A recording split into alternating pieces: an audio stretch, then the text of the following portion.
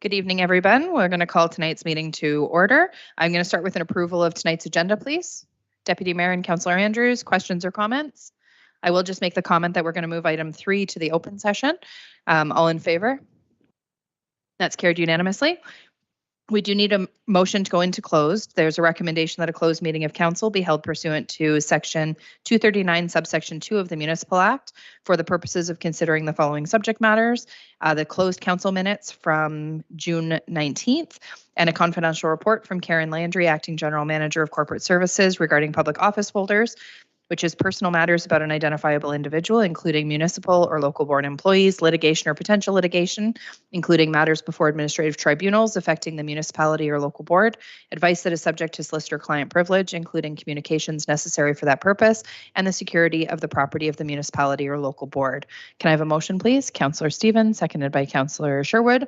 All in favor? Okay, we are now in closed session.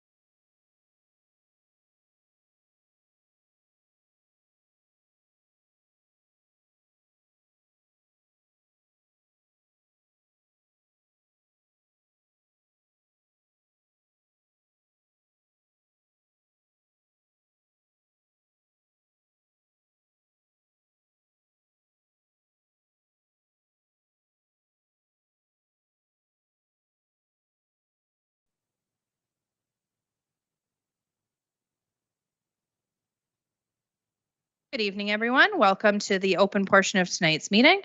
Before we begin with everything else, we're going to start with our national anthem. So if you're able, please rise.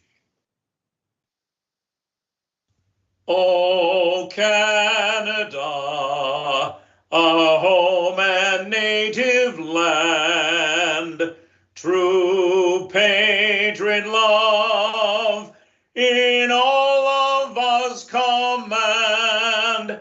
With glowing hearts we see thee rise, the true north, strong and free. From far and wide, O Canada, we stand on guard for thee. God keep our land glorious and free. O Canada, we stand on guard for thee.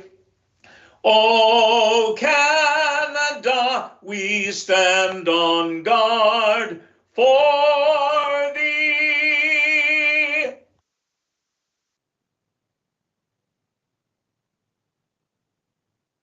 We would like to acknowledge the treaty lands and territory of the Williams Treaty Nations and the Mississaugas of the Credit First Nation. We also recognize that Dufferin County is the traditional territory of the Wendat and the Haudenosaunee and is home to many Indigenous people today. Can I get a disclosure of direct or indirect pecuniary interest, please? Councillor McIntosh? I have a pecuniary interest on item 12.2, I believe it is, the CLD Cafe. Thank you. And Councillor Prendergast?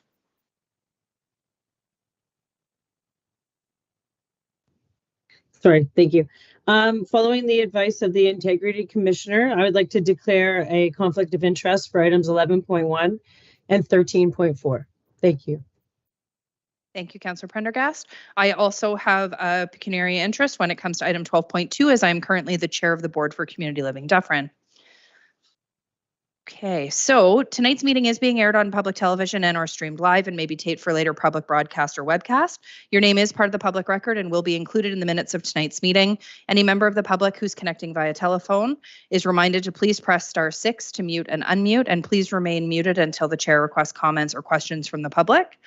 Tonight, before our open session, we did have a closed meeting of council, and the recommendation in the report is that the June 19th, 2023 closed council minutes be approved, and that confidential report from Karen Landry, Acting General Manager of Corporate Services, regarding public office holders, regarding personal matters about an identifiable individual, including municipal or local board employees, litigation or potential litigation, including matters before administrative tribunals affecting the municipality or local board, advice that is subject to solicitor-client privilege, including communications necessary for that purpose, and the security of the property of the municipality or local board be received, and that staff proceed as directed. Can I have a motion, please? Councillor Stevens and Councillor McIntosh, all in favor? And that's carried unanimously. There's a recommendation that the minutes of the following council meetings be received from the June 19th council minutes. Can I have a motion to approve those? Councillor Sherwood, seconded by Councillor Andrews. Questions or comments on those minutes? Seeing none, I'll call the vote. All in favor? And that's carried unanimously. We are going to start tonight with a presentation, a delegation from Shelley Croxall of 30 Church Street. Shelley, if you want to come up, you can have a seat in the chair, turn on the mic, and just please state your name and address for the record. It's all yours. My name is Shelley Croxall. I'm at 30 Church Street in Orangeville. You need a postal code? Nope, that's good. Carry on. Okay. And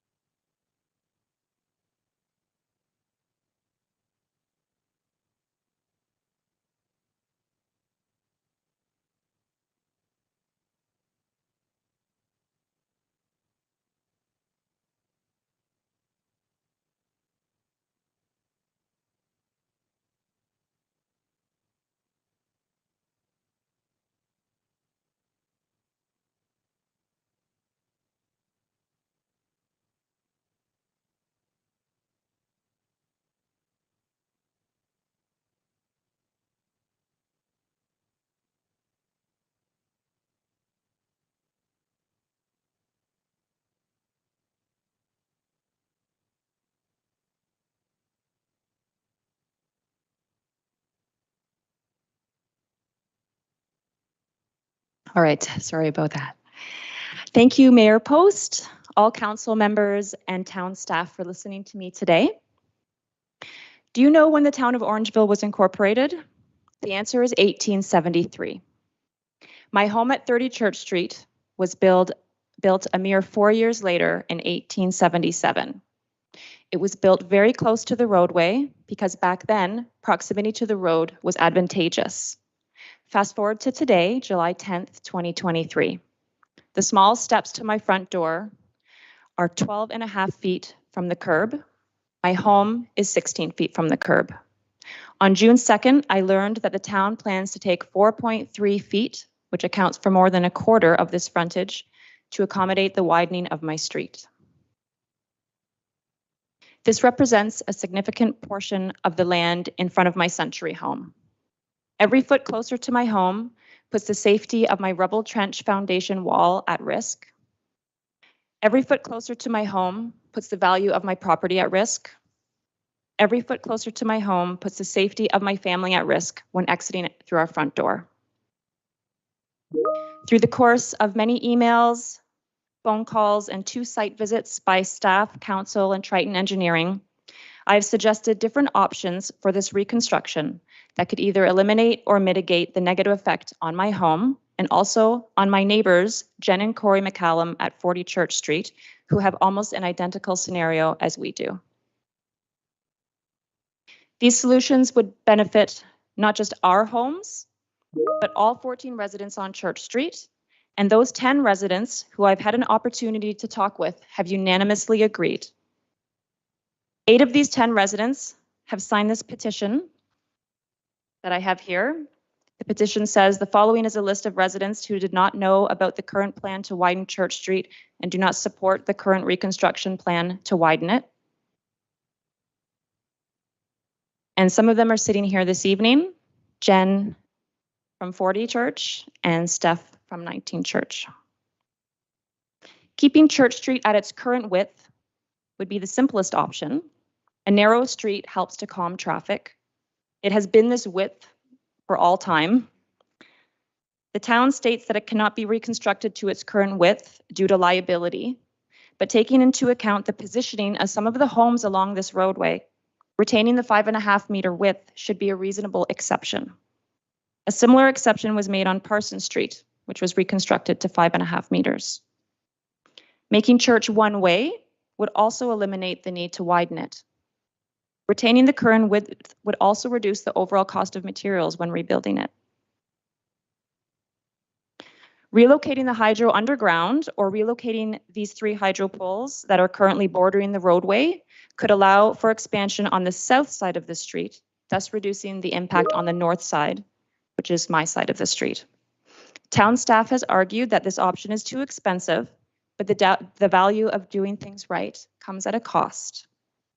Town staff communicated last week a cost of $400,000 as one reason why this cannot be considered. But what is the cost to homeowners for the degradation of property? After a meeting on site this morning with town staff and hydro, some explanation was provided around why there is no room for underground hydro along our street. The option to move hydro poles may be a more viable option, but the bottom line is that these are options and they need full consideration. As stated in my emails and reinforced by the legal counsel provided by Mr. Terrence Carter, this project needs to be reevaluated and my suggestions need to be taken seriously. Town staff has argued that sufficient notice and consultation was provided, and this is simply untrue. Consultation in this case has been to disregard and decline constructive suggestions after an apparent signing of the contract for this project. There was no consultation at the start of the planning. These flyers for the PIC were hand-delivered, but not everyone received one, myself included. And I would like to point out that nowhere on this notice does it mention the widening of our street. Furthermore, town staff has said that the PIC meeting was held to address any concerns. As you can see from this plan, there are no measurements aside from the scale. The expansion of the street was very much downplayed, Both my husband, Kevin McCausland, and my neighbor, Steph Carter at 19 Church Street attended this PIC and came away with the understanding that it would be no more than a foot or two, thus not raising any concerns. And what about all the Church Street residents who did not receive the notice and thus did not attend the meeting and would not even know about the widening if I hadn't approached them? For example, my next door neighbor at 28 Church is Carrie's Place, a home for people with severe autism, and the street expansion is going to negatively affect the parking for their staff and the families of their residents. My neighbors, the McCallums up the street at 40 Church, are also going to lose a significant portion of their frontage, like you saw in the previous picture, and they have already experienced a vehicle driving into their home. Their next door neighbors, John and Andrea, also experienced a vehicle coming close to their front, through their front windows this past winter. The following other neighbors were also unaware of the street widening. John and Andrea at 42 Church, Steve and Jenny at 34 Church, Plenum and Gina at 23 Church, Richard at 22 Church, and Shannon and Andre at 38 Church. I want to state that we're all on the same side with regards to the need to update Church Street infrastructure and the roadway. Difference is in how. The town has chosen to move forward with the easiest solution rather than the right solution at the expense of homeowners. Town staff will not have to face this every day. The residents there will. I live on Church Street.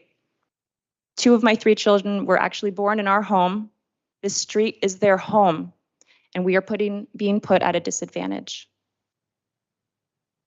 Thank you for listening. And I would really like to hear back from council if that's possible when you've had a chance to discuss. Thank you very much for being here, and thank you for sharing your presentation. I will turn it over to council to see if there's any questions or comments from anybody. Deputy Mayor? Yes, thank you very much for your presentation. Appreciate you taking us through that. Clearly an important thing for the neighborhood. I have 2 questions. One is for you, Mr. DeLuce, and I was hoping you could speak to the notice part of the presentation. And the second one is for you, Mr. Koslak. My understanding from the visit this morning, we were looking at some options for the width of the road, and I was hoping you could speak to that to see if what could be done there in the short term. Mr. DeLuce, I'll turn it over to you first. Thank you, Mayor Post. Through you to the Deputy Mayor. We provided notice on several platforms, including our social media platforms. My understanding is Twitter, Facebook, and I want to say Instagram, but I'm not 100% sure, so I won't put that one out there. So we started to provide that notice at the end of March through our communications department. And as part of that, to make sure that we capture those that perhaps aren't as computer savvy or don't have those platforms, as we hand deliver notices, and our consultant typically hand delivers those notices to all the people and all the residents within the street, as well as some of the abutting streets, just to make sure that we capture at least all of the construction area. And prior to this meeting, I did check to make sure that they delivered those notices. They confirmed that they had, and they gave me a map, and I can certainly make that available to everybody to see if they so choose or if we're directed to do so. But certainly that was my understanding. And as well as the April 5th PIC is where we met with the public. And I think, as I recall, we had 11 or 12 people participate at that meeting. And certainly I do recall, I can't remember his last name, but Kevin, and I do recall having a conversation with him about, about just things in general. I don't recall specifically if he spoke to me about the widening, but certainly that was my recollection. So hopefully that's answered your question about notices. Mr. Koslak, I'll turn it over to you. Through your worship, we had met this morning looking at some of the different options, and I think one of the things mentioned was moving the hydro poles. We'd looked at that with hydro before during the design, but also now they took a second look at it. And right now with the poles, they're very close to existing trees on private property. If you were going to move it back behind the sidewalks, you'd probably have to take out a lot of trees on private property and have easements for the wires. So it's probably not feasible. Hydro's taking a bit more of a look at it, but without having easements on private property and removing significant trees, it probably can't be moved. We are looking at the option to see if instead of the minimum 6-meter widening that we do for a 2-lane road. Also, this is a share of the road, so it has the bike also. We're looking at the option of doing a 5.75 instead, just to reduce the impact a little bit. Again, I just want to indicate it is part of the road allowance that is being affected. One of the issues is we have a 33-foot road allowance, so we don't have much land to be able to move things. The existing sidewalk on the other side of the road, there's about a foot of road allowance before it becomes private property. So that's why a lot of the widening is on the one side of the road. I guess if council will agree to it, staff can look at it, and if it is something feasible to implement a 5.75 in part or all of the street, we'll proceed to do those works. Thank you. Deputy Mayor, follow up? I just want to make sure everybody understands what you're saying. So you're still investigating whether or not we can go to a 5.5 or a 5.75, but you're asking council to give you approval if it is feasible to just go ahead and do that. That's what you're saying, correct? Yes, we just want to confirm there's no issues with utilities. You're not going to be putting a curb in the middle of the gas line, or just confirming some of the details. We had our consultant out today, but he had to go to a few other site meetings, so hadn't been able to go through fully what can be done. So we just want to confirm before we say 100% yes, that we're not going to have any issues with the project. Councillor Sherwood. Your worship, to Mr. Koslak, would we be given any penalties with the, if we make any type of amendment to the current contract we've signed? Through your worship, no, we wouldn't. If it's only changing the width of the road, we should be able to do the design within a week or 10 days. The contractor's anticipated to start later in July. I don't know if they have a firm date yet for it, so we should be able to do the design change fairly quickly, and it would just be a small materials change that would be part of it. So there may be a reduction in the cost for some of the materials for construction, but we will have to pay the consultant fees to redesign the project. So roughly it'll be a wash between the two. Additional questions, commentary? Deputy Mayor? Could I just make the motion that we allow Mr. Koslak that leeway to make that decision, and council gives him the freedom within a framework to be able to operate to do that and make that decision? And obviously it's time consuming, so we're not going to come back and have a special meeting or another council. We would just give him the freedom to do that now, and I'd make that motion at that. Okay, and that's seconded by Councillor McIntosh. Any additional questions or comments? Seeing none, I'll call the vote. All in favor? And that's carried unanimously. Thank you very much for being here today. Thanks for having We me. appreciate it. Do you want this? You can leave it with the clerk. Yeah, okay. Thank you. I will call back Councillor Prendergast, who had stepped out for her conflict. Councillor Prendergast is back, and I will call up Grant Peters of 13 2nd Avenue. If you can come up and have a seat, state your name and address for the record, and turn on the mic. You have a presentation as well, I believe. Can somebody help him get the present? Oh, we got it going? Perfect. Wrong one, yeah. Grant Peters, 13 2nd Ave, as you mentioned. So good evening, council. Thank you very much for having me. In short, my presentation today is to advocate in favor of pursuing a net zero design for the fire hall. I noted it was on the agenda, and I've actually been speaking with town staff about this issue for a few months, trying to stay up to date on this project. In particular, Ms. Savage has been very helpful in providing information and working with me. For those that don't know, I've been in the green building industry for over 15 years, and in particular, I've worked on over a dozen fire halls. And so, you know, that expertise and experience is what's driving my passion for this building. So as I understand it, the current state and the documents that have been provided to council so far is that the incremental cost to go to a net zero design has been estimated at $5.6 million. There's also an opportunity for $10 million in potential funding, and of that, 1.5 million in grant. Whether or not that split is entirely clear based on the report, having worked on projects that have pursued this funding in the past, it's my understanding that the 10 million is the total amount available. So 1.5 of that 10 would essentially be relieved. So when we're talking about the math and the values, keep that in mind. So things to consider in terms of the long-term impacts of this decision. Utility prices aren't staying the same, right? They go up on both sides, be it gas or electricity. The carbon tax is slated to go up incrementally every year at least through 2030.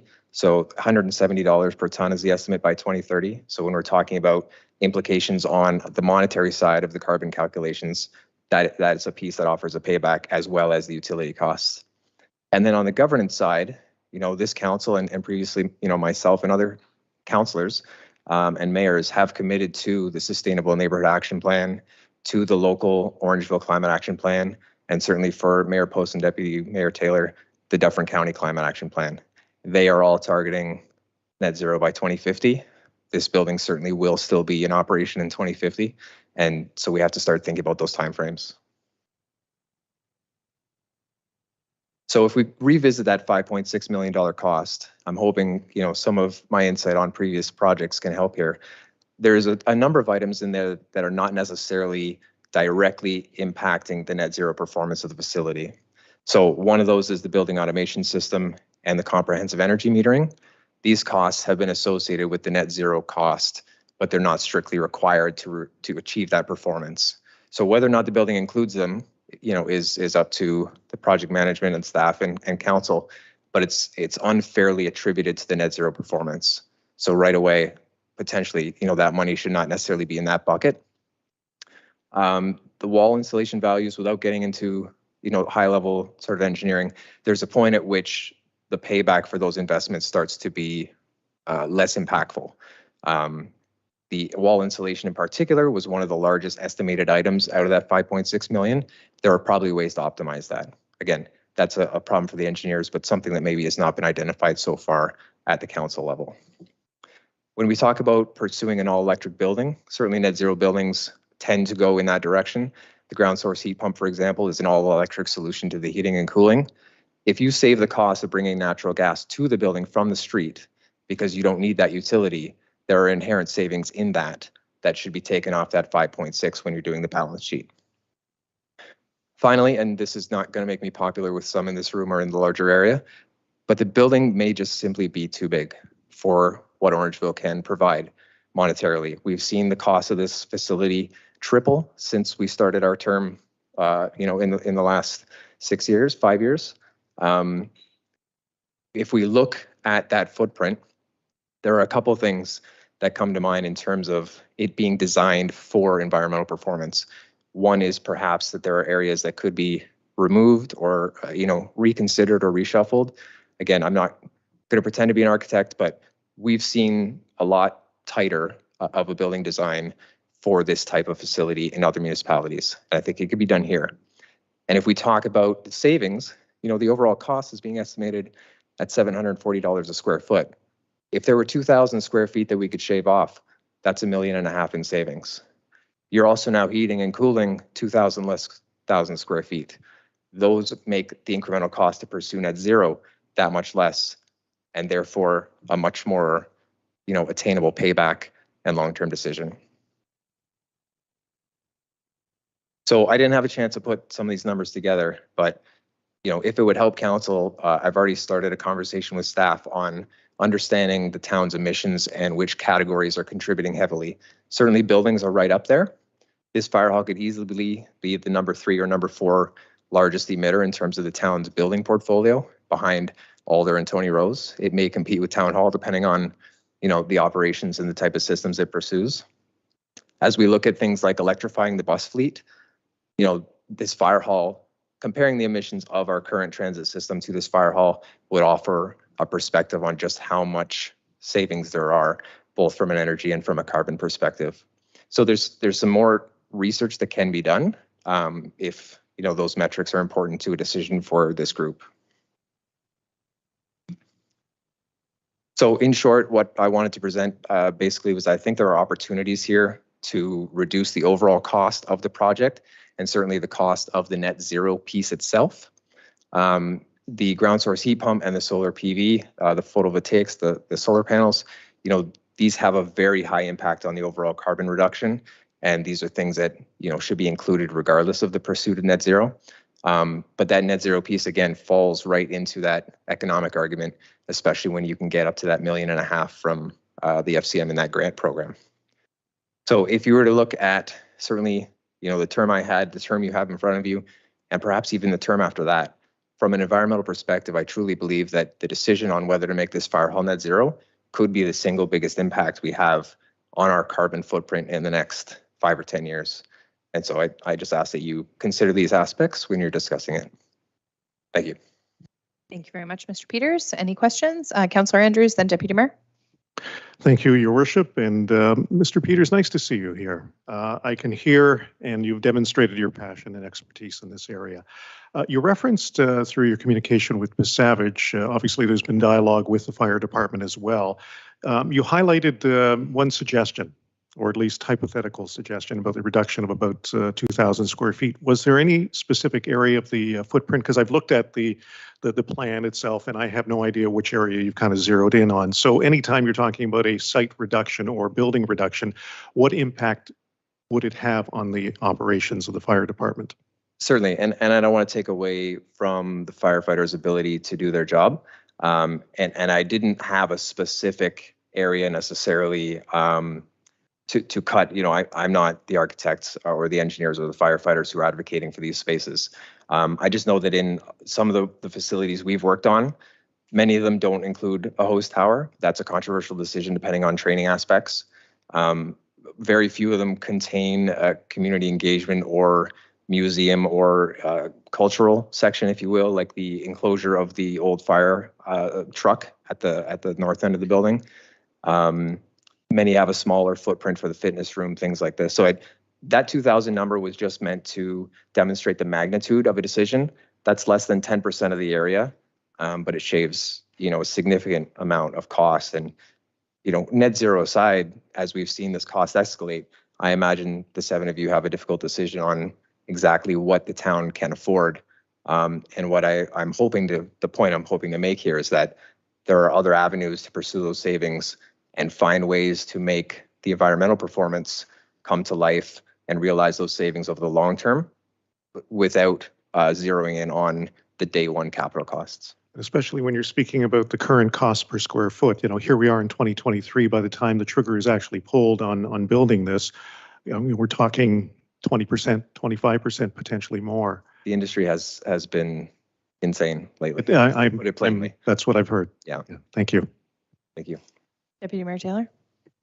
Yes, thank you, Mayor Post. Nice to see you, Mr. Peters. Thank you for being here. The very fact that you came here tonight, put together a PowerPoint presentation and shared your expertise with us, I just wanted to thank you. You know you have my respect, and I'm just grateful that someone cares as much as you do about our town. For me, I guess I'll just publicly say to you, I'm looking for advice. Like, to me, I hear your passion. I've sat with you numerous times and heard the conversations about environmentalism, and I'm not trying to diminish that in any sort of way. I want to make the best decision possible. This group that you're looking at in front of you today is under siege. Like, it's not drama. This isn't a play I'm trying to put on here. Like, we're really under the pickle now in terms of finances, and so much so, you know, the announcement for me is I see no other way than a fairly significant tax increase as we come forward at the next tax season. Like, it's we're in a lot of trouble here because the costs have escalated, not through decisions that have been made here, but just what's happening in the world and inflation and where we go. And so when I see a report that says, you know, one number or X million dollars less, I gravitate towards the X million dollars less. So knowing the pressure, you've sat in these chairs, like, what are we supposed to do? I hear you about 2050. But we're sitting here today with wants, needs, and a financial burden that is it's slowly closing on us. Like, it's a big deal. Yeah, no, I understand. I read through the capital progress report in tonight's agenda, and I've considered my position on the other side of that chair as well. And in this case, all I can say is that we shouldn't lose the fact, you know, the potential of that grant money, right? And the fact that the loan, you know, the fire hall right now, as I understand it, would be beyond the current capital means of the town. And so a loan is likely to be pursued one way or another. The FCM loan rates are below market, and then there's the relief of 15% of that loan. And so if you're looking for value, you know, not to mention the long-term paybacks and savings, I just think this project kind of rises to the top because you're not getting the same potential grant situation or payback from the other infrastructure projects that are being invested in. Not that they're any less important, but there is a potential here on this particular project that we probably won't see again in the next decade, because we won't be building another building. Is there any additional questions? Councillor McIntosh. Thank you. Thank you, Mr. Peters. It's always a pleasure to see you. I tend to agree with the deputy mayor. I wish we could do some of the things we want to do. You mentioned back in the day we approved a net zero policy for the past council, and that was before COVID. The world's changed, and I just worry that we can't sustain the way we're going on. And you talk about a $1.5 million grant. This project has increased $4 million since you were at council. So 1.5 really isn't, such a big deal when it comes to it, but it's just, we're in a bit of a pickle, I think, as the deputy mayor says. But thank you for your presentation, and we're listening. Additional questions or comments? Yeah, Deputy Mayor. Could I just ask our acting CAO, are you aligned to those financials on the front page and how the loan works and the grant? And are you aligned to what Mr. Peters is saying from the financials? Ms. Innes?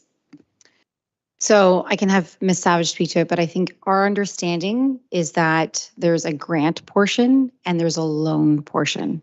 It's not that there's a chance to have more of a grant.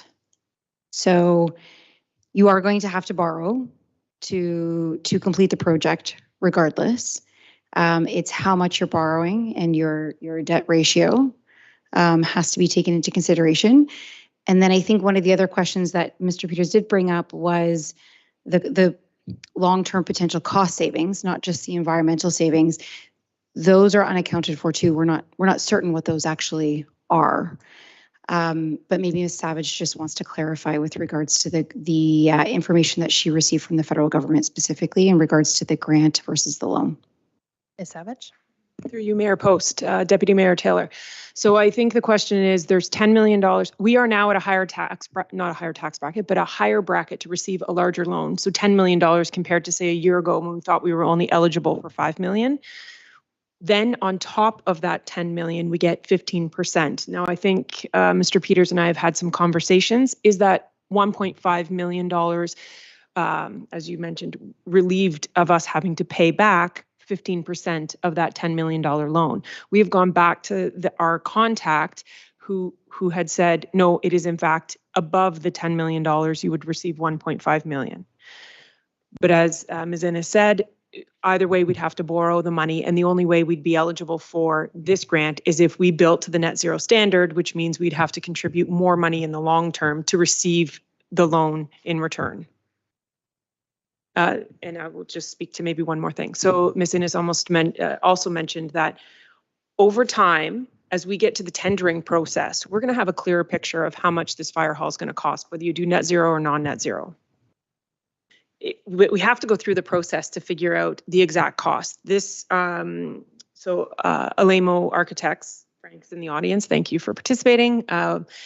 He had hired cost consultants to say, all right, this is what our situation looks like compared to 15 other fire stations that are currently being built. 3 of them are net zero. There will be opportunity for cost savings, or there will be opportunity to implement green building standards as we go along, as we build the fire station.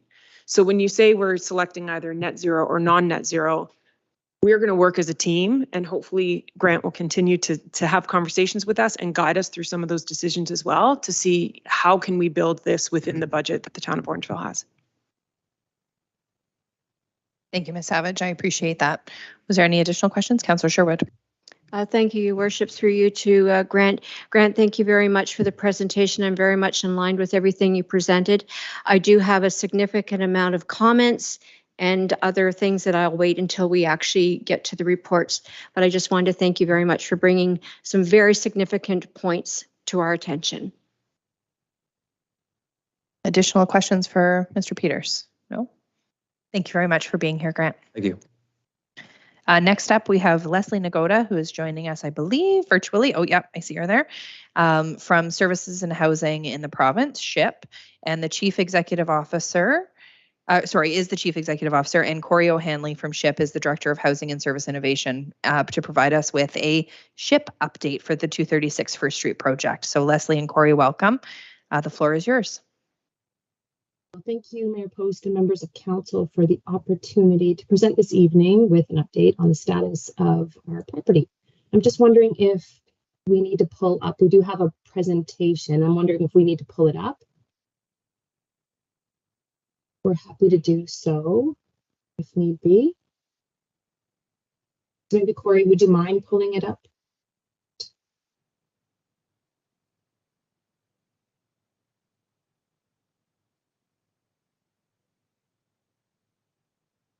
Wonderful. Are you able to see that? Yes, we are. Thank you. Perfect. So I'm sure you're familiar with our property. It was formerly the Knights Inn. SHIP purchased it in 2021 for redevelopment from a motel to affordable housing for Dublin residents. And I think before we begin, I'd really like to pause for a moment and just recognize the commitment in your corporate strategic plan in terms of housing, and more specifically, your focus on policies that will enable and support affordable housing opportunities in land redevelopment and growth. And hopefully you see this project as support to your strategic aims. So what we have in front of you right now is a little bit of background about who we are as an organization. We're a not-for-profit charity. We've been providing housing and health services to vulnerable populations for 30 years. Our communities are the County of Dufferin, Region of Peel, Region of Waterloo, as well as West Toronto. And we're funded predominantly through the Ministry of Health and Ontario Health. Slide, Corey. We're guided by a strong mission and vision. As you can see in front of you, we fundamentally believe in the right of housing, and we lean into our purpose-driven values. Slide, Corey. We have 3 business areas, as you can see, in which our operations are organized: housing and homelessness, our clinical health and wellness department, which is our non-housing programs, and then we have our housing development and innovation team, which is led by Corey. This work is supported by our enterprise functions, such as finance, quality, equity, diversity, and inclusion, and underpinning all of this work is our 4-year strategic plan, which focuses on modernization, housing and service excellence, and staff wellness and engagement. Slide, Corey. Our strengths truly are our people, our housing, our services. We've been recognized provincially for our housing and service models. We're an evidence-informed organization, and we endeavor to be leading in terms of our practices. Slide. Annually, we serve over 5,000 individuals across our catchment areas. We have over 1,200 units, of which 300 are SHIP owned, and we have 450 talented and dedicated staff. We're the 3rd largest mental health and addiction supportive housing provider in the province.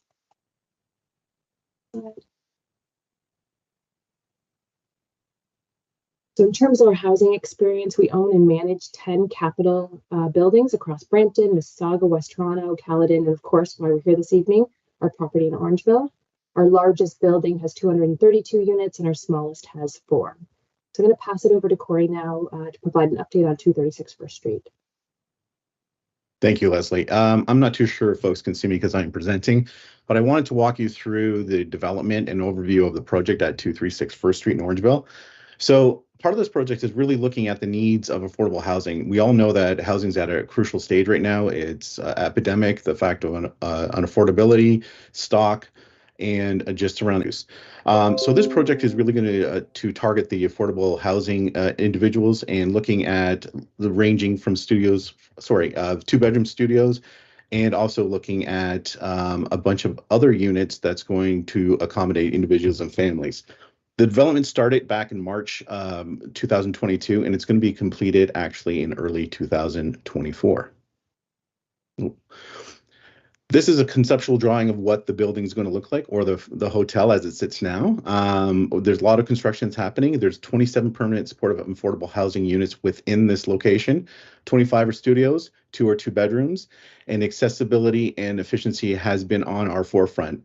The efficiency design is actually 4 to 5% greater of less energy and gas consumption, and accessibility, 25% of the units will be accessible units. The amenities on site are a garbage room, laundry room, storage space for the individuals residing there. In addition to that, there's going to be office space for our clinicians that are going to work at the site, and there's also going to be space for our community partners. The outside is as you can see, we've commissioned a landscape architect, and we're looking at really beautifying the space and making it part of the community. Part of that landscaping is really doing a SEPTED, which basically is a surveillance of making safe space. So with that, we want to ensure that this property is safe, and so the design with the trees, the lighting, etc., will actually sort of promote that.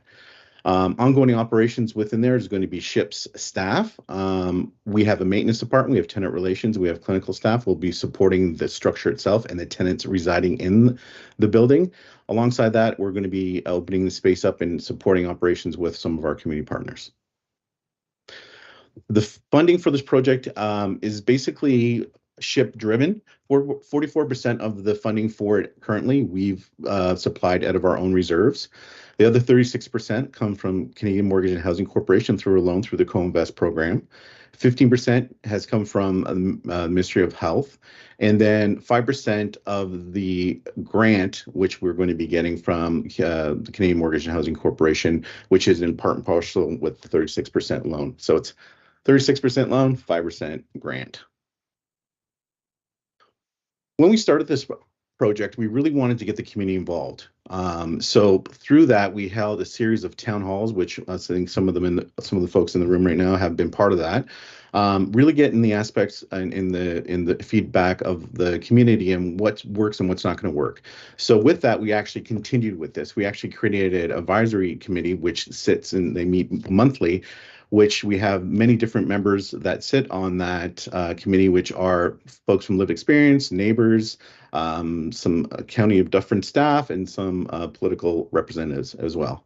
And part of that is also we want to keep the communication going. So if you see the QR code on the right there, that is something that's posted outside the construction site, which gives ongoing feedback about what's happening with the project. And part of some examples of that is actually bringing some of the exterior conceptual drawings to the committee, which they had some great recommendations. So with that, we actually changed it to reflect the current one, which I showed previously. So our path forward, really looking and doing our due diligence and planning and engaging with the Dufferin community. So what's this going to do? It's going to increase affordable housing for the most vulnerable folks that are residing in Dufferin County and Orangeville.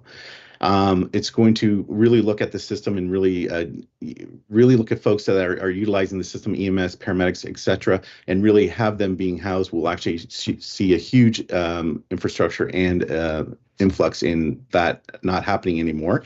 And then the other piece that I think is great for the community of Dufferin as well is that we've already, with this project, injected $1.4 million into local trades and vendors and businesses. And that amount is just growing as we speak. So I'm going to hand it over to Leslie Nagoda. Thank you. Right. There really is no ask from us this evening. We just really wanted to provide you with an opportunity to provide an update on the status of the project. So thank you for your time. And if you have any questions, we're happy to answer them, and we look forward to inviting you to the ribbon cutting. Thank you very much, Leslie and Corey. Councillor Andrews has a question. Well, thank you very much, Your Worship, and good evening, Leslie and Corey. Nice to see you again, Leslie. I know that we've met virtually, but as the council appointee to the 236 advisory, very proud of what has been discussed at the table. The community members as well as other representation politically. And as Corey referenced, the dialogue has helped to make some modifications that are reflective of our community. The rendering that has been outlined, I think, is reflective of, identifying this to be a very special location, but one that is supportive of the individuals who are going to be residing there. My fellow councillor, Councillor Sherwood, and I attended a homeless task force that AMO had put on a few months ago. And I think one of the most impactful pieces that came about in the discussions that took place over the day and a half that we were attending was, in fact, one of the options to reduce homelessness is, in fact, affordable housing. And so this is a perfect example where this is taking place. I guess the question I have, and as I chair the homeless task force, also as one of my council responsibilities, is since I happen to have a captive audience with you two, and we happen to have a captive audience in our gallery right now, how can we reduce the wait list? Because I saw the wait list that you have of approximately 1,500. Do you have any ideas on how we might be able to reduce that number? Leslie, you want to say? I can take that. Thank you for the question. It's a great question, and it's a global question. How do we reduce waitlist? So there's a fundamental first approach by looking at diversion and self-resolve. A lot of folks that are actually are unhoused, really, the system is perfectly designed to get the results it gets. So it provides that outlet for people to not look to self-resolve or to divert from homelessness. The second piece is stock. Really, housing actually that ends homelessness. We need more stock. We need to actually be educated, and we need to reduce the stigma too for the communities around NIMBYism. Thank you very much, Corey. One other question, and this actually is tied into discussions that we had with the committee, and I don't want to put Mr. Koselleck on the spot, but he happens to, of course, be the General Manager of Infrastructure Services. We had allocated funding for the sidewalk that would connect that particular facility to parts of First Street and, of course, parallel to the mall location. So do we have an update on that, Mr. Koselleck? Through your worship, the tender has been awarded to the contractor. And maybe I'll turn it over to Mr. Deluce just to talk about a little more detail on the timing when the work will be completed. Through you, your worship, to Councillor Andrews, good question. We have been in discussions, and let me just back up a little bit here. We were asked to, by the contractor, because it was awarded late in 2022, to consider moving the project to 2023. So we agreed, contractor agreed to carry prices, which was great for us. And certainly we have had some discussions with them. We anticipate that they would be starting by the end of this month.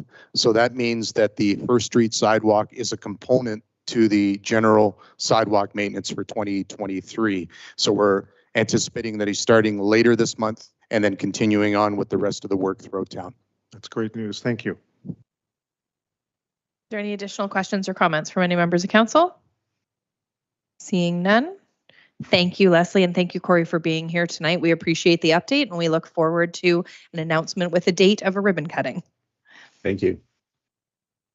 Okay, we will now head into staff reports. We're going to go with item 12.1, which is discussing the new fire station, the net zero versus non-net zero construction.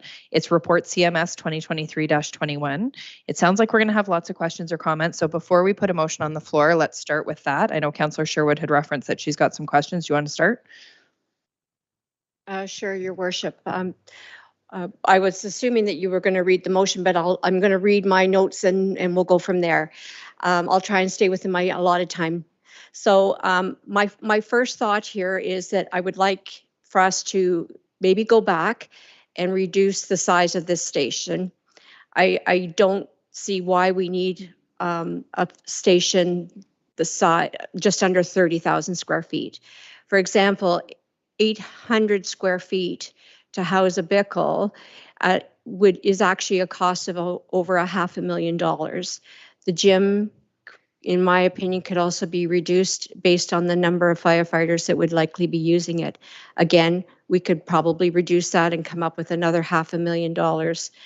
Much to the comments that Mr. Peters mentioned about, reducing 2,000 square feet can give us some cost savings. So I'm just thinking of that.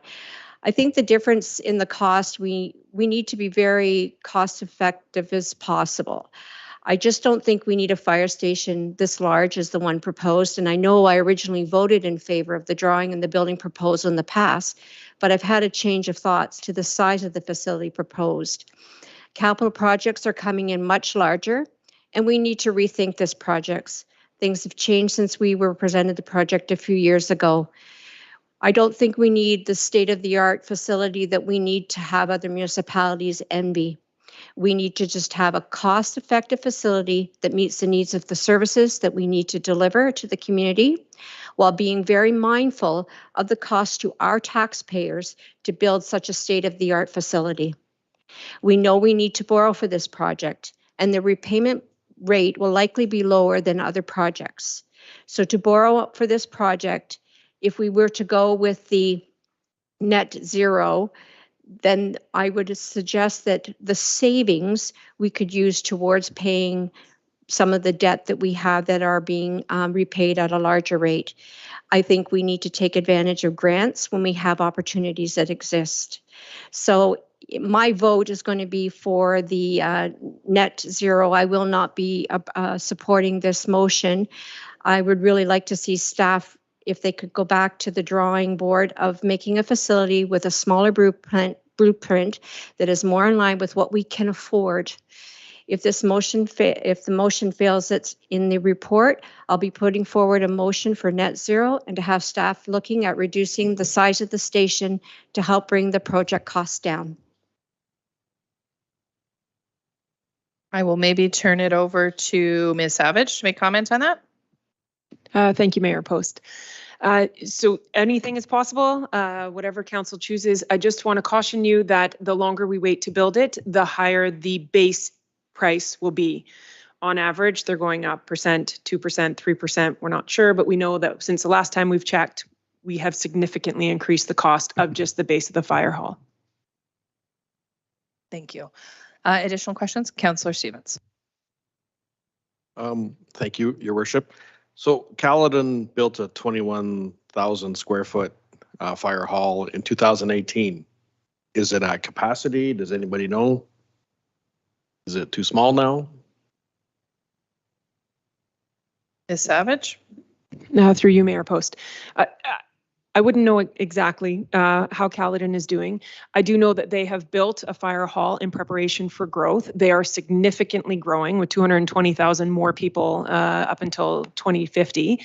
So to accommodate that, especially in the Bolton side, they have a new development, North Bolton, another 10 to 30,000 people coming on board. So I don't know if it's comparable. I know that that was their most recent and largest facility. They had done their feasibility study and determined that's what they needed. In this case, I know this project has been going on a while. I know that you've seen the site plans. I know that council has approved the floor plan. If the size is of an issue, I can work with Lamo Architects to address the size. That can be done fairly quickly. Thank you. Councillor Stevens. I have to echo my partner here beside me. I just feel that with the money that everything's costing nowadays, we need to probably make it a little bit smaller. So I will support Debbie's motion if she goes forward. We have Acting Chief Richards in the gallery. Would you want to step forward and talk about the needs of the fire department and the floor plan as it was designed? Do you want to come up and say a few words while we're talking fire? Richardson. Did I say Richards? My apologies.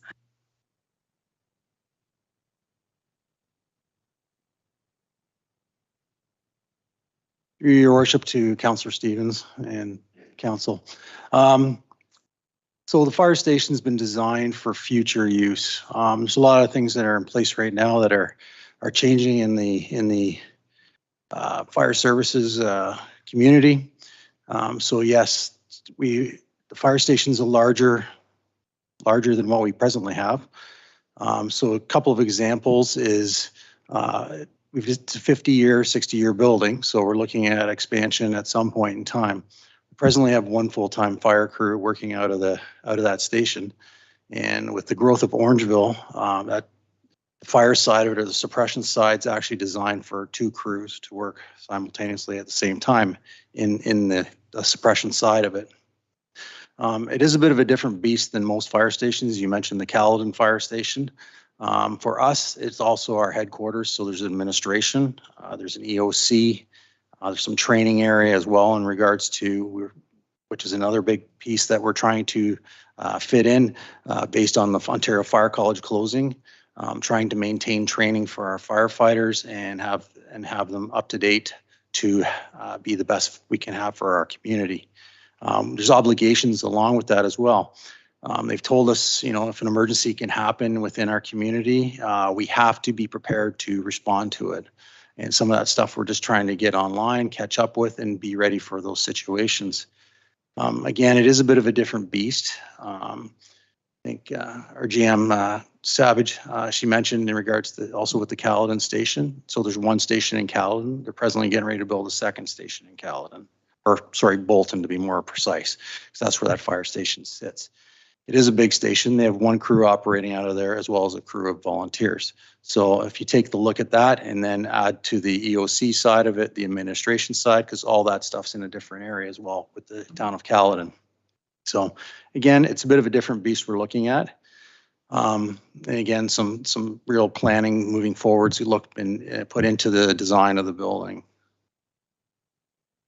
Thank you, Chief Richardson. I appreciate that. Councillor McIntosh had a question.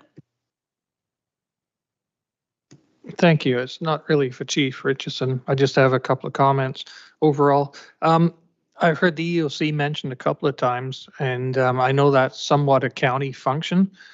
Maybe there's a way we could look at doing the Dufferin County EOC from that location and get some money from Dufferin County to make it state of the art, as we say. Also, if we do reduce the size of this building, and I'm not saying I'm in favor of it or not, but if we do, can we make sure that we're able to expand when needed? That was something that really shot us in the foot with the current fire hall. We can't expand. So if we need to cut costs immediately and we make a smaller building, can we keep a larger footprint so we can expand in the future? I guess just my comments. Thank you. Thanks, Councillor McIntosh. Councillor Prendergast.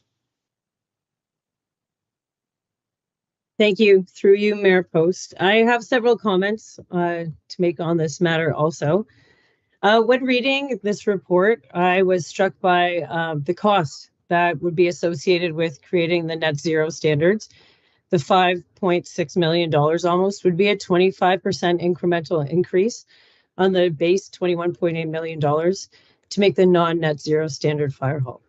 And to me, just thinking as a homeowner, if a project would cost 25% more, that requires serious consideration. And this is not my money, this is the ratepayers' money. And I'm thinking about what the ratepayer, the taxpayer would want. If you look at that in terms of property tax percentage, that $6 million could be a 13% tax increase, which is substantial. Just this past week, the federal government made an investment of more than $83,000 to commence the planning for the implementation stage for Orangeville's transition to zero emission buses. This is the kind of partnership that we need if we're going to reach our goals of net zero by 2050. We need grants. We don't need more loans, which will increase our debt ratio. The municipality is really tasked with balancing multiple capital projects, service delivery, parks and rec, waste and water, and they can't be made in isolation.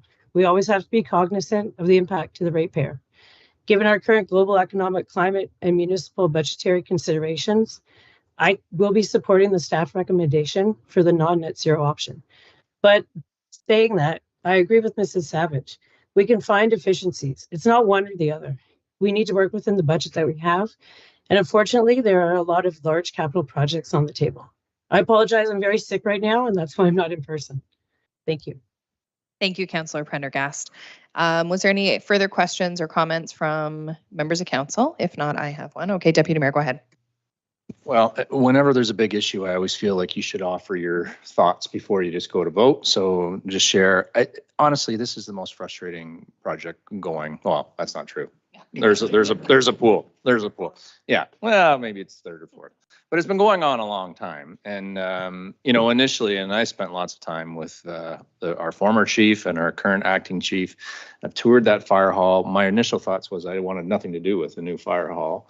I wanted to repurpose the old fire hall and stay in that same footprint. It's not possible. We can't. So we, you know, all of that stuff's long gone.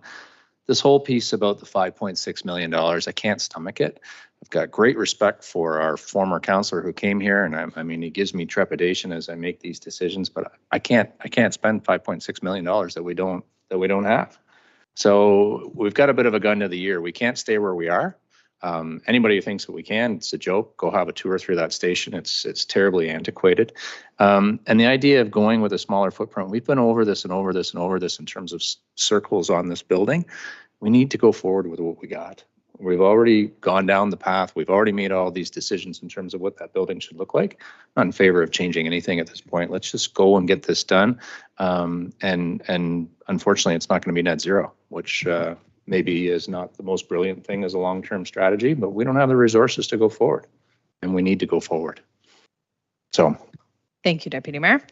My comments are similar. I would love to be able to go forward with a net zero option. And even looking at former Councillor Peters' presentation, I looked at all the ways that we possibly could. And the reality is, even if we got a $1.5 million grant, and even if we did reduce the footprint a little bit, we're still looking at spending $3 million more. And that's over the course of time is just more than we've got, unfortunately, at this time. Ms. Savage has said it very well, that we'll continue to build as many green initiatives into this building as we can, and we'll work with the architect team to do it. I'm also not supportive of revisiting the design elements again and looking at the size of the footprint. We went through this several years ago now. I think we're at 2 years or 3 years since we approved the final design. We did even make changes to it as it kind of became updated. So I'm not in favor of visiting that again and reducing the size. It was brought forward that way because it was determined that's what we needed. Additionally, there is a motion that's being looked at Dufferin County Council, which is this week on Thursday, to talk about the options of looking at fire services from a county perspective. And the idea is that we will hopefully find, with the support of County Council, ways that we can save on the cost of our fire services, whether it be working better with local municipalities, maybe it's uploading the whole service to the county. But the idea is to look at all the different options, and Councillor McIntosh, you referenced some of that. And this is to look at fire services as a whole, to find out how we can do it better, how we can save money, how we can give better service, and how we can do all of that. So that motion, I anticipate, will pass at County Council on Thursday. I believe there's great support for it. There's a desire to not only look at fire services, but other services in the county to find how we can do things better. We know that we're in a financial difficult time right now, would be the understatement of the year. And we need to do better. We need to find better ways and creative ways to save money. And I think that this is a way that we can do it. So I'm looking forward to those conversations at the county level, because I think that there's a benefit. Additionally, if we do decide to go with a countywide fire service, whatever that would look like, it's going to be at a cost to the other municipalities to ensure that they're not only paying for their fire use, but also the capital infrastructure that's required to provide fire services in the county. So there is a potential that the cost of this fire hall, if we do decide to go with a county service, can be split a little differently amongst other municipalities. So that will be a consideration that will be brought to the table when this discussion continues. Was there any additional questions or comments? Okay, so the recommendation in the report is that report CMS 2023-21, new fire station, net zero versus non-net zero construction, be received, and that council directs staff to continue with the design and construction of the fire station to non-net zero standards, and that staff report back to council through the 2024 budget process on the allocation of funds to construct the fire station. Can I have a motion, please? No, there was no motion put on the floor yet. Deputy Mayor, and seconded by Councillor McIntosh. Any final questions or comments before we call the vote? All in favor of the motion? And those opposed? Councillor Stevens and Councillor Sherwood are opposed. Thank you very much. Item 12.2, I'm actually going to turn the chair over to Deputy Mayor Taylor. Both myself and Councillor McIntosh have a conflict on item 12.2. Very good. Thank you, Your Worship. I'll just wait for the two of you to clear the premises. Knock on the door when we can come back in, please. This is premises. Okay, so item 12.2, and it's report CMS 2023-025, concession agreement community living, and that council approved the lease agreement between the town of Orangeville and Community Living Dufferin for a period of August 1st, 2023 to December 31st, 2026, with an option for an additional 2 years, and that council pass a bylaw to enter into agreement and authorize the mayor and the clerk to execute the agreement of any other documents required to complete this transaction. Ms. Savage, did you want to speak to this first up? Sure. Thank you, Deputy Mayor Taylor. So this, I believe, has been the second term we've been working with Community Living. They offer Be Social in our Tony Rose Recreation Center, which is so extremely well received. It is just a match made in heaven, if I may say. It is actually, it's at Alder as well. And it meets the needs of the users of our facility, the schools across the road. It provides jobs for those working through the community living. It's a very good partnership, and we just want to extend the agreement. Very good. Councillor Sherwood? Yes, through you, Deputy Mayor. I'd like to put forward that motion as you've read off. We haven't officially tabled the motion, so I would like to put forward that motion. And I just wanted to make a comment that much as you've expressed, Ms. Savage, I think that this partnership is exciting to me that we can do this, and it really does serve the needs of several entities. So I'm very much in support of this. That's wonderful. Thank you, Councillor Sherwood.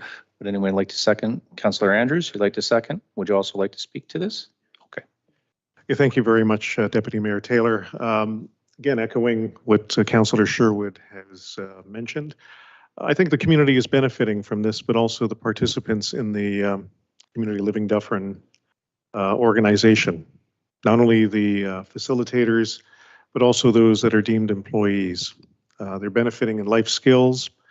I think that the rapport that they've been able to garner with the members of the community has also been an incredibly positive experience.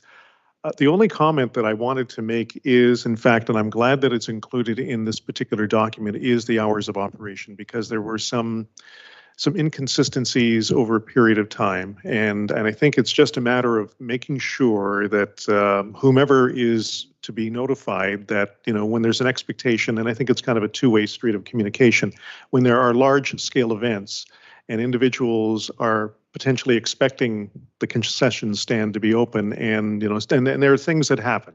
We understand that. But those are some of the comments that I've received from some of the members of our community, and those that, of course, have been on site, and they have to go off site to kind of replenish and or, you know, capture some snack foods to go. So, but other than that, I'm so pleased to see that this is in front of council tonight. Very good. Thank you, Councillor Andrews. Ms. Savage, did you want to speak to that, or is it no? Okay, very good. Any other comments? Councillor Stevens? Thank you, Deputy Mayor Taylor. I certainly will be supporting this. My concerns are the same as Councillor Andrews. The hours of operation, and I understand, you know, people get sick and stuff, but when people show up at 8 o'clock in the morning, you know, would like a coffee, they certainly would like a coffee. So if we could work a little closer with the staff, that would be great. Very good. So we have a motion on the floor. We have it seconded. Any further comments? No, seeing none. Can we vote? All in favor? Yes. Okay, so that motion passes. There's no one else here that would not. It's unanimous. And we will knock on the door here and get Mayor Post back.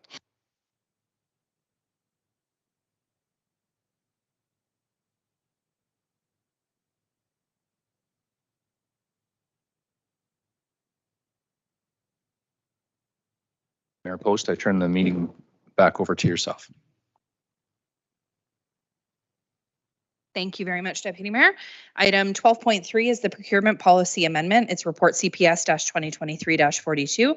The recommendation is that report CPS-2023-42 procurement policy amendment be received, and that council approve the procurement policy and the disposal of assets policy attached to the report CPS-2023-42, and that council pass a bylaw to repeal bylaw 086-2015 regarding the provision of legal services policy. Can I have a motion, please? Councillor Andrews, seconded by Councillor McIntosh.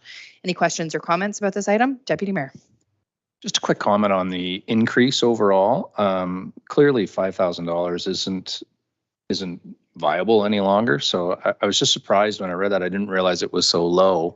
So to me, this feels like it's just a formality. We need to do this. You can't run a business in this way. So I guess that's my commentary. Is $5,000 doesn't buy much of anything at this point. That's right. Councillor Sherwood. Yes, Your Worship, through you to perhaps staff. Sorry, I don't have the author in front of me, but I just wanted to ask a question. in the past, we used to always have a council member present at tender openings, and that seems to have doesn't occur anymore. I don't know if some kind of motion was made to make that change, and if somebody could maybe address why that couldn't be reinstated. Ms. Landry?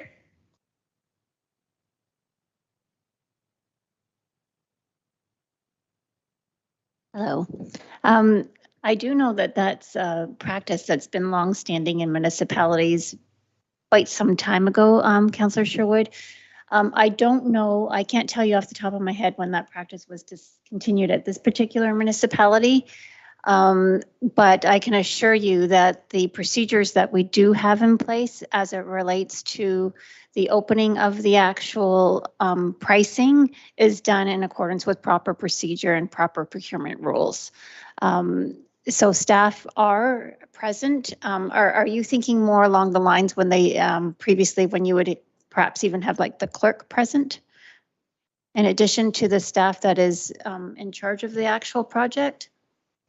I'm just surprised that a council member is no longer present. I know that there was always a staff member from that division. There was always someone from Treasury. And my recollection, I don't know about clerks, but I know there was always a council member. Yeah, okay, that was likely then that was probably discontinued at the time that the 2018 or 2019 procurement policy came into effect.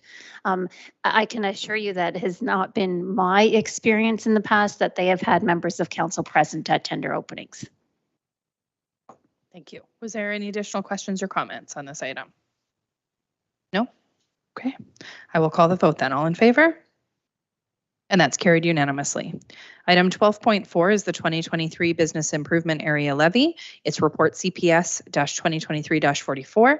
The recommendation is that report CPS-2023-44, the 2023 Business Improvement Area Levy, be received, and that council adopt the 2023 BIA levies as proposed for the 2023 fiscal year, and that council pass a bylaw to provide for the 2023 levy and collection of a special charge upon rateable property in the Orangeville Business Improvement Area. Can I have a motion, please? Councillor Andrews, and seconded by Deputy Mayor. Questions or comments on this item? Seeing none, all in favor?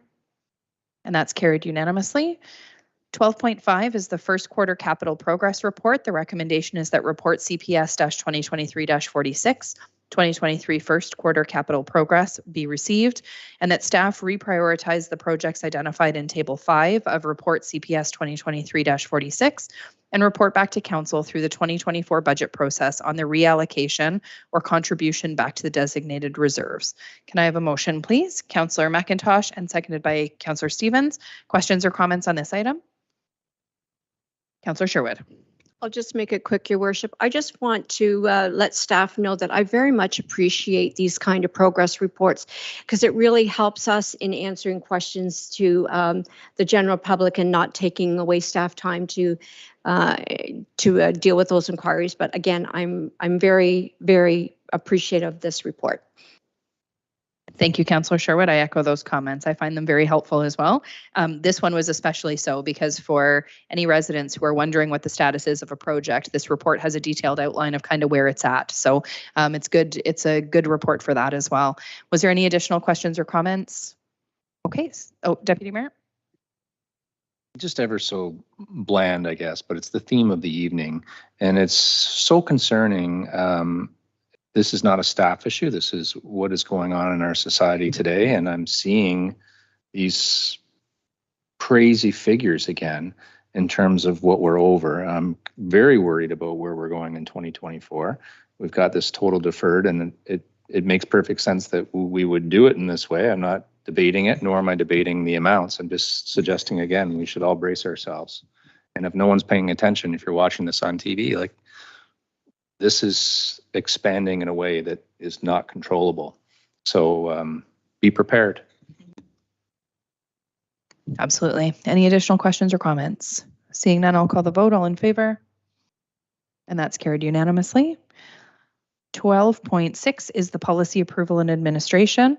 The recommendation is that report CPS 2023-48, policy approval and administration, CAO, and other appointment bylaws be received, and that council pass a bylaw to amend the delegation of authority bylaw 2022-75 and to repeal bylaws 2006-108, 2008-22, 2013-51, 2013-91, 2013-95, 2015-61, 2015-94, 2016-91, 2017-002, 2017-076, 2017-77, 2018-10, and 2019-29, and that council pass a bylaw to appoint David Smith as the town's chief administrative officer effective July 24th, 2023.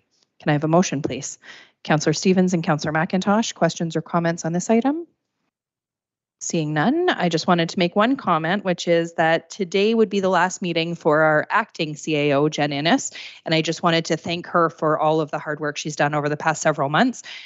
She's going to be wrapping up with us tomorrow is her last day and starting her new job, so we wish her all the best with that and just wanted to thank her very much. So with that, that's why you're seeing the appointment of a new CAO who's going to be starting with us. And this one is really just kind of to clean up all of those different policies and bylaws that went along with that delegation of authority. So can I have did I have a motion? Yes, I did. Okay, all in favor then. And that is carried unanimously. 12.7 is the appointment of our building inspectors. The recommendation is that report INS-2023-48, appointment of building inspectors be received, and that council pass a bylaw to appoint Luke Ryan and Ryan Winder as building inspectors for the town of Orangeville. Can I have a motion, please? Councillor Andrews and Deputy Mayor. Questions or comments? Councillor Sherwood. Yes, Your Worship. I will be supporting the motion. I just wondered if we could put an amendment to the motion to include to repeal bylaw 1997-105, appointing Debbie Sheardown as the building inspector and bylaw officer. I believe that somehow got missed. I will turn over to Ms. Khan. Thank you, through Your Worship, to Councillor Sherwood. That is correct. Under item 19.6, the appointment bylaw for building inspector Luke Ryan, we had also included a couple of bylaws to be repealed for two previous inspectors, and we did miss the one. Councillor Sherwood is definitely very detail oriented and caught the one that we missed, which thankfully it's a great time to do it. So that's just the additional repeal that would be required. So we'll take care of that under bylaws though? I don't need to under 19.6. Yeah, we can do it then if that's all right. Okay, yeah. Great. Any additional questions, Deputy Mayor? I just want to share a funny story if I could. So I had Mr. Ryan and Mr. Winder at my personal property. They were inspecting my property. They had no idea who I was. I tried every trick in the book to get them to approve certain things that I knew were not going to pass, and they would have none of it. So my sense is we're in very good hands with these two individuals, and unfortunately I had to fix some things and they'll come back. But either way, I think I was quite impressed with their professionalism. Excellent. Any additional questions or comments? Okay, seeing none, I'll call the vote. All in favor? And that is carried unanimously. 12.8 is Rebecca Hills Park additional funding. The recommendation is that report CMS-2023-29, Rebecca Hills Park additional funding be received, and that council approve a revision to the approved 2023 budget to add an additional $30,000 for the design and construction of Rebecca Hills Park, and that the additional funds be taken from the general capital reserves. Can I have a motion to this effect, please? Councillor Sherwood and Councillor Stevens, questions or comments on this item? Councillor Sherwood. Yes, Your Worship, through you. I'm just going to talk gently about the reserves, but you're asking for it to come out of general capital reserves. Ms. Savage, do we not have a parks reserve specific? I know whether it comes out of one pot or another doesn't really make a difference. Ms. Savage? Through you, Mayor Post, to Councillor Sherwood. I'm going to defer or refer that to Ms. Judge. She tells me where to take it from. She's not here. Ms. Landry? I am. Perfect. Over to you. Through you, Mayor Post, to Councillor Sherwood. Yes, we do have a Parks and Rec reserve. It's actually for specifically for playground structures, which is what we can use the reserve for. And so therefore, because this was for the design, we recommended the general capital reserve. Thank you very much. Any additional questions or comments? Deputy Mayor. Just to staff, and I assume it's to yourself, Mr. DeLuce. This park, we've waited so long, and whenever it stretches out, and I see the time frame to be able to do it, complete it in the fall, to be ready in the spring. What's the percentage probability of it being done and ready to go on time? And why? I'm sorry, it's you, Ms. Savage. My apologies. But why I ask is, candidly, the forgotten corner, that's what they're called. And in fairness to them, they're doing a great job advocating, and they're all over us. And we deserve to be all over. They really want this park finished, and I just want to feel good that it's going to be done. Ms. Savage. Through you, Mayor Post. Deputy Mayor Taylor, you're right. From what I gather, the design phase for this park, the consultation, it has taken longer than expected. The tendering process, we had a couple of hiccups. We're finally able to get the ball rolling provided funding is approved. We could start August, but it doesn't make sense to close the only park that the forgotten community has. Wait until school's in and then start construction. Either way, it will not be completed this year.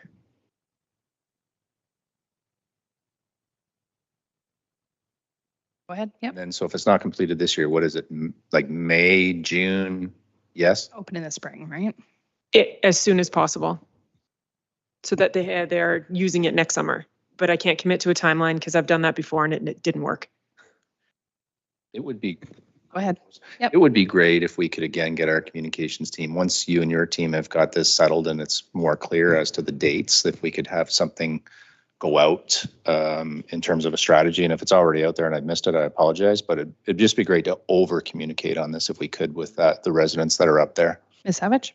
Yes, thank you, Mayor Post. Definitely, we will over communicate. What we're waiting for is when we formally hire the company, they're then going to go and order the equipment.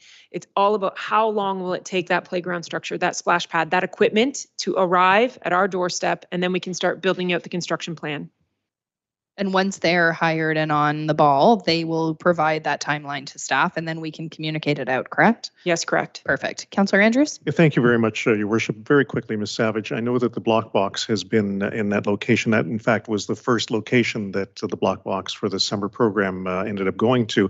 Wondering if it might be just prudent for us to maybe have it go there, if it's possible in the schedule to, I know it's not a replacement of the playground structure and everything else that we're talking about, but at least provide something for our forgotten neighborhood.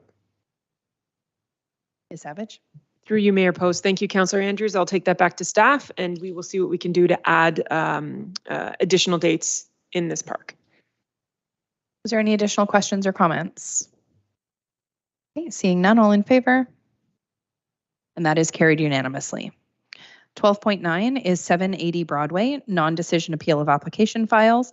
The recommendation is that report INS 2023-50 for 780 Broadway, non-decision appeal of application files OPZ-2020-03 and SPA 2020-10 be received, and that staff and the town's legal counsel be directed to attend any Ontario Land Tribunal OLT pre-hearing and or case management conferences convened for the appeals filed by Millwick Acquisitions Corp. For their applications for the official plan amendment, zoning bylaw amendment, and site plan approval based on the decision not being made within timeframes prescribed by the Planning Act, and that staff and legal counsel report back to council as necessary with respect to any updates concerning the status of these appeals.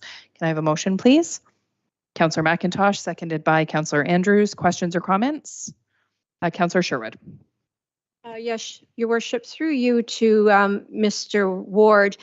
I saw your timeline of all communications back and forth, and I'm just wondering, is there something we could have done to have avoided this going to the appeal process? Or because I'm under the impression that there's been no discussions at all in 2023? Mr. Ward? Thank you, Your Worship, and through you to Councillor Sherwood. There had been discussions. So as the report laid out, there was some dialogue that unfolded. As is normally expected through an application review dialogue, there's issues raised or additional information needed in support of a proposal in order for basically to arrive at the point where which we're comfortable with bringing forward a recommendation for a decision on the matter. That entails some dialogue among staff and the applicant and their consulting team. I won't go into detail on some of the issues that were sort of left off with the application proposal, but essentially the dialogue evolved and it sort of dissipated. And yeah, it's sort of the applicant's proposal. It's proponent initiated, proponent driven. It's really not at the hands of staff to try to preemptively try to prompt that forward. It's sort of their interest, their advancement, and we just don't really set up the resources to try to nudge that forward. And quite honestly, a lot of the issues were at their hands to resolve and address and provide the additional information we needed in order to move forward with it. And they just were reluctant or hesitant to do so for reasons that we're not sure about. The option to appeal is one that exists to all applicants. And as the report explains, that iterative process typically goes forward often beyond those legislated timeframes, but ultimately, there's always the common objective to arrive at that point where everybody's satisfied with the proposal and it moves forward towards a decision. That hasn't been the case with this, and the applicant has chosen to exercise the option of appeal. Yep, Councillor Sherwood, go ahead. Follow up. It almost seems like the developer is not playing nice in the playground, because it seems to me that, as your report indicated, they kind of came back with the same proposal, and it looks like now they're wanting to stick with what they have and not take into any consideration some of the suggestions that were given out. You know, some of the feedback, obviously they're not interested in doing, so they're probably hoping that the land tribunal will favor on their side. So to me, it doesn't seem like they're being very nice. Was there any additional questions or comments on this item? No? Mr. Ward, did you have any final comment on that? No, nothing further from me, Your Worship. Thank you. I'll call the vote then. All in favor? That's carried unanimously. We'll now move into correspondence. The recommendation that the following correspondence be received. 13.1 is the Orangeville Business Improvement Area regarding the Broadway medians. 13.2, County of Dufferin, notice of public meeting. 13.3, Township of East Garifraxa, notice of passing of bylaw 26-2023-Z1-23. And 13.4, correspondence from Terrence Carter from Carter's Professional Corporation regarding Church Street reconstruction. Can I have a motion to receive the following correspondence? Councillor Stevens and Councillor McIntosh. Any questions or comments? Councillor Sherwood. Yes, Your Worship. I just wanted to make a comment on correspondence 13.1 from the Orangeville Business Improvement Area. I want to thank the BIA Board of Management, specifically Ms. Shield, on documenting their position on the removal of the medians, since a resident decided to come and advocate a position that was not a position of the BIA. So I'm glad that they are setting the record straight, because this person was not a member of the BIA, nor does he sit on the board. So again, I want to thank them for making their position well known. Thank you, Councillor Sherwood. Any additional questions or comments on the correspondence? All in favor of receiving? And that's carried unanimously. Item 14, committee and board minutes. Councillor Prendergast, you can come back. Welcome back. Thank you. Item 14, committee and board minutes. The recommendation is that the minutes of the following meetings be received. 14.1 is the age-friendly committee minutes from April 18th. Item 14.2 is Heritage Orangeville from April 27th, the Equity, Diversity and Inclusion Committee minutes of May 11th, Economic Development and Culture Committee minutes from May 16th, Orangeville Police Services Board minutes from May 16th, Homelessness Task Force minutes from May 17th, Orangeville BIA minutes from May 18th, and the Orangeville Public Library Board meeting minutes from May 24th. Can I have a motion to receive all of those? Councillor Sherwood and Councillor McIntosh, questions or comments on any of those? Councillor Stevens. I guess to yourself, how come Access Orangeville's meeting's not one of the minutes aren't posted? I will share it maybe with Ms. Khan. It might be just the timing of when your next meeting was. It may not have been approved at the committee first, but I'll leave it to Ms. Khan. That is correct with respect to those particular minutes. I can certainly circle back, Councillor Stevens, and provide the particular details on the last set. But typically, if there is a delay, it's just a matter of when the subsequent meeting was and whether or not the committee has had an opportunity to review and approve those before they come to council. But I will certainly circle back. Perfect. Any additional questions or comments on those minutes? All in favor? And that's carried unanimously. There are no notices of motion prior to meeting. Are there any notices of motion here tonight? Nope, seeing none. Items of new business. Councillor Stevens. Pick on some staff if that's okay for a second. The walkway by the Avalon, Miss Savage. Not quite done because I see the barricades are still up. We were told it would be done by the end of June. So we have a quick update. Ms. Savage? Through you, Mayor Post, to Councillor Stevens. I apologize. I do not have an update, but if you wouldn't mind, I can email that to you by the end of the week this week. Thank you. May I keep going? Sure, go ahead. And then our bus depot, our terminal over there, looks like it's almost done. Just any update? Mr. Koslak? Through your worship, the depot is pretty well finished. They don't have the lights up yet. There's been a bit of a delay having the lights installed. I guess everybody talks about a supply chain issue, but that was the problem they're having. They should be done the next few weeks. Currently, we're redesigning our existing routes to be able to bring them through the transit terminal, so they'll all meet at one central point. So we're working with our communication staff to have something go out in the next few weeks to change the routes. We want to have it done before school starts, just to make sure it's well communicated before students get on the buses. And as part of that, we'll open the transit terminal and route all the buses through that area. Thank you.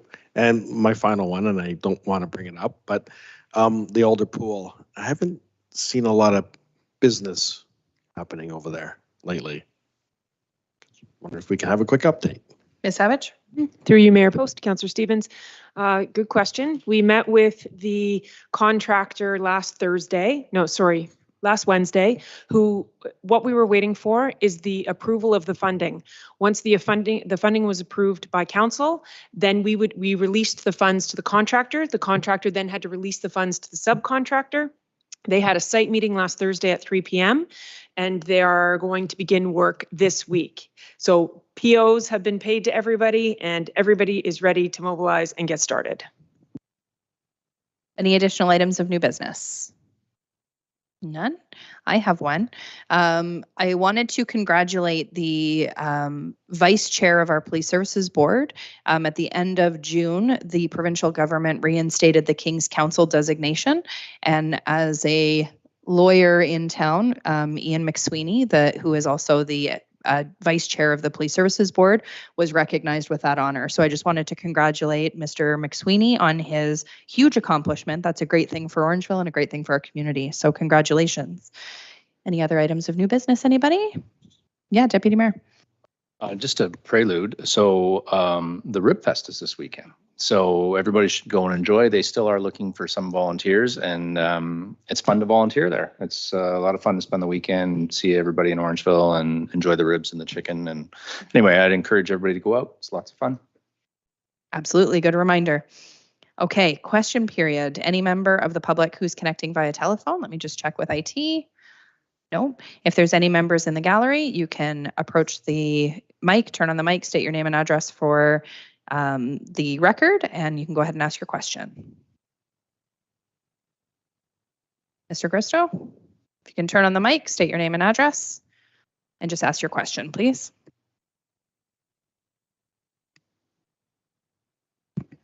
Mayor Post, Deputy Mayor, Member of Council, good evening.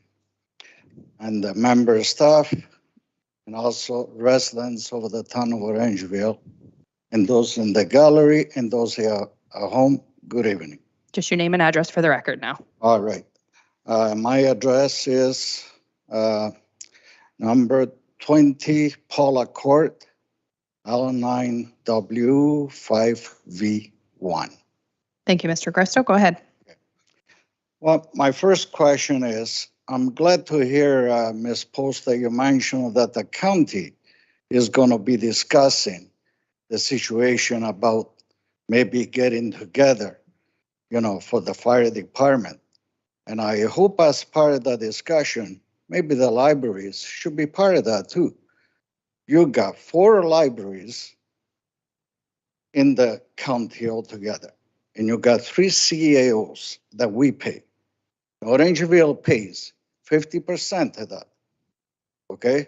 We don't need 3 CAOs to run 4 libraries. At this point, the discussion is only about fire, but I know That's that okay. But I know that in discussion with the county council members, there is a desire to continue the conversation and discuss other services and how we can better work together and collaborate on services. So I wouldn't imagine that library services would be too far off from the discussion as well. I think we want to have open conversation about all of those services to make sure we're doing the best things for the residents of all of Dufferin County. What I'm saying to you, Mayor Post, you carry the weight in votes, Dufferin County Council. And I know that for a fact, because I did the serve. Yep, absolutely. So you have the power to make it happen if you want to make it happen. Here we are, we pay 50% of the cost to Dufferin County, okay? The taxes, I think they were raised over 4%, almost 5% at the county council. 2.31% here. You're looking at over almost 7% altogether. That is a hell of a lot of money that the town of Orangeville residents has to carry. It's about time that we start sharing the cost of these municipalities, especially with the fire, because of the fire, we serve Dufferin County, East Gary, and Amaranth. Yep, and that's why we're going to start having that That's right. conversation. So that's the big, and I've been here tonight, the cost of the fire department. It's very expensive. I think I ran into that issue against your counterpart, Mr. McIntosh, that time. At that time, he was not on board in that. I hope this time, I hear that it's probably changed his mind a little bit.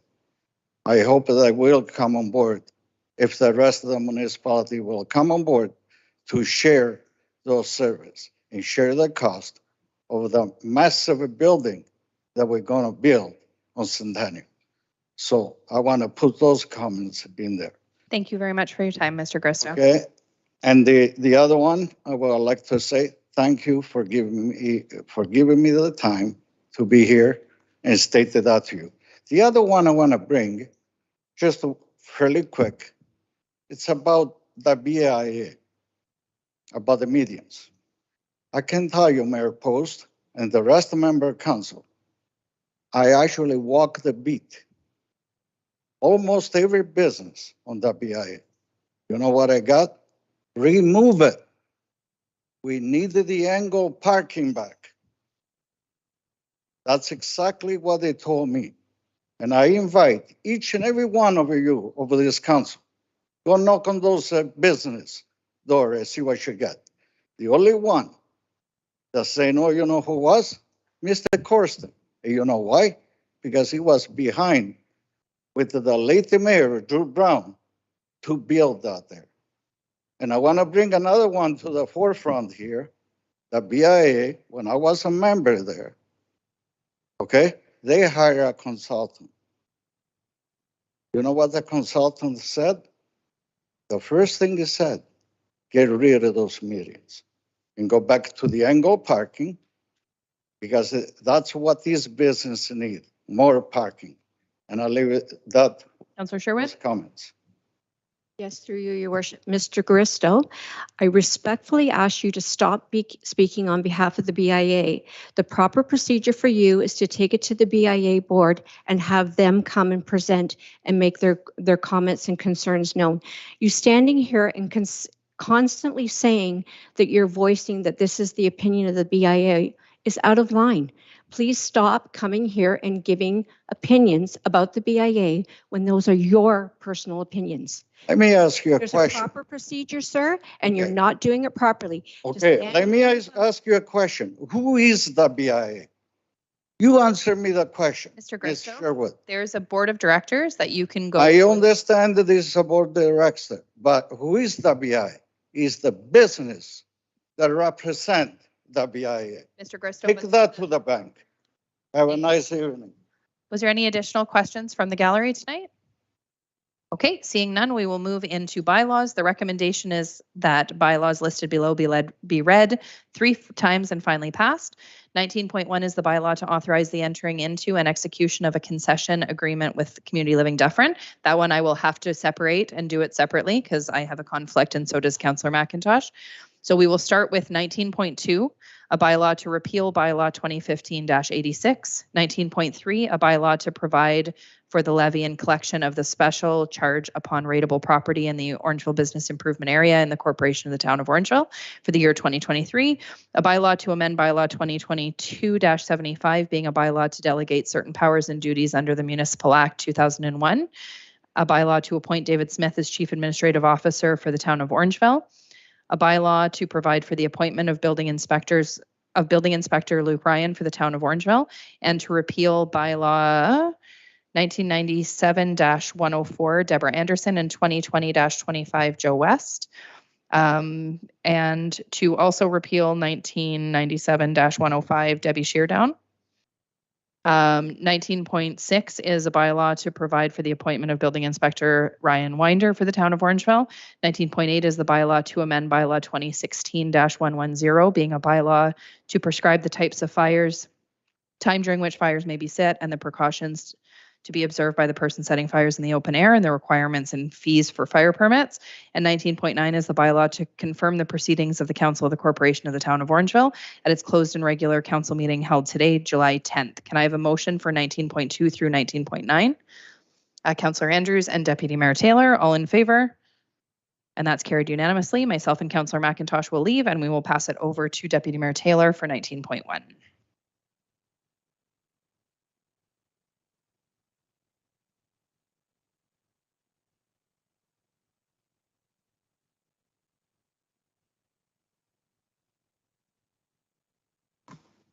Okay, and so to finish this up, this is 19.1. It's the bylaw to authorize the entering into an execution of a concession agreement with Community Living Dufferin for the purpose of providing food beverage services at the concession stands at Alder Recreation Center and Tony Rose Memorial Sports Center. Can I have a motion to do that? Councillor Andrews, Councillor Sherwood, all in favor? Yes, okay. Just call Mayor Post back in. Just give me a moment.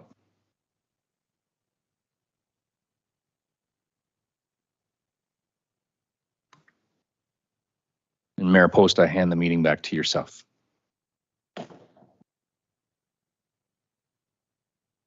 Thank you, Deputy Mayor. Just in time for adjournment. So the recommendation is that tonight's meeting be adjourned. Can I have a motion, please? Councillor McIntosh and Councillor Stevens, all in favor? That's carried unanimously. Have a wonderful evening, everyone.